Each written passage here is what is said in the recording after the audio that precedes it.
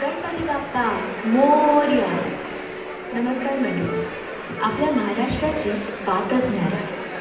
इथले वेगवेगळे ताल, स्वर, वेशभूषा यांनी इथल्या लोककला सजलेल्या आहेत. नवरसातले नवही रस इथल्या लोककलांमध्ये आपल्याला पाहायला मिळतात. आणि म्हणूनच कदाचित ही विविधता जपलेल्या आपल्या या मराठी मनांमध्ये गणपती बाप्पा सदैव आनंदाने बसलेला असतो.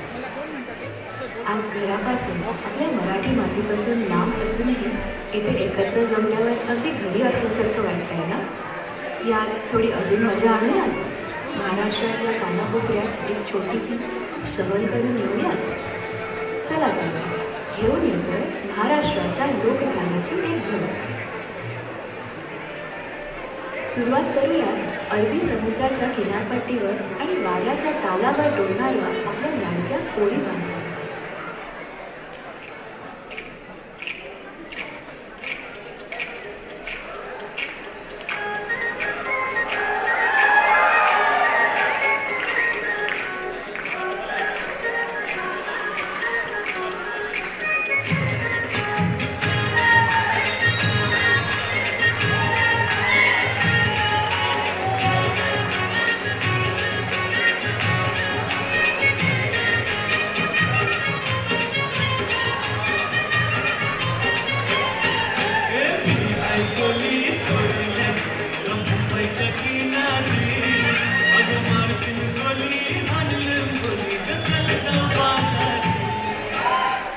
मराठी महिला जितक्या बाहेरून खमक्या तितक्या आतून गोड आणि साज जपून असतात. आधुनिकतेच्या बाबतीत जगात आघाडीवर, पण तितक्याच आपल्या मातीशी समरसून असलेल्या या मायलेकी.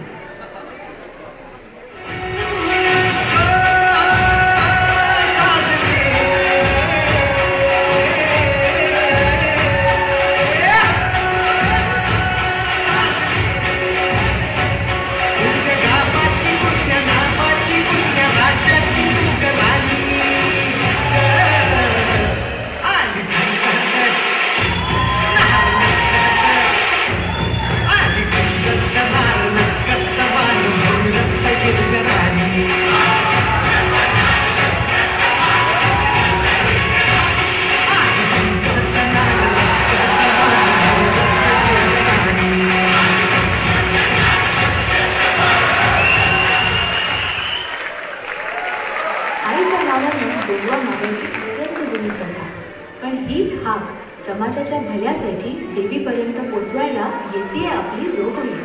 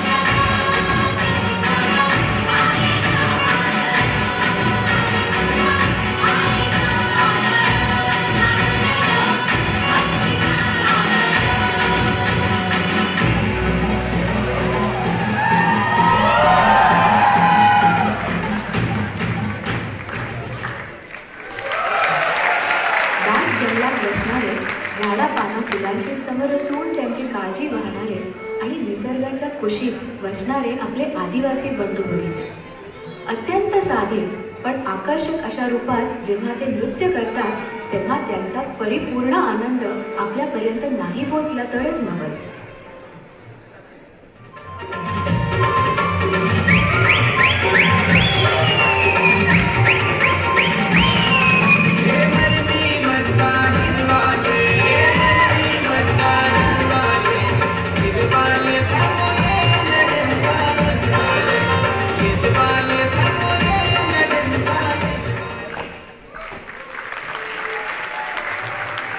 निसर्गाचं सचेत रूप गाय, वासरू, बैल, शेळ्या यांना अगदी जीवापेक्षाही जास्त जपणारे धनगर जेव्हा दऱ्याखोऱ्यांना आपल्या लाडक्यांना घेऊन फिरतात तेव्हा त्यांचे सूर काही असे ऐकायला मिळतात.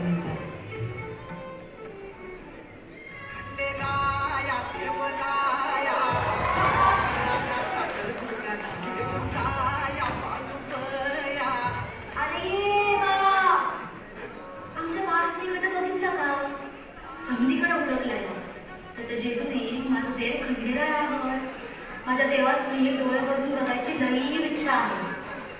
चला मी तर जाते, तुम्ही समधी बी या बिगी बिगी.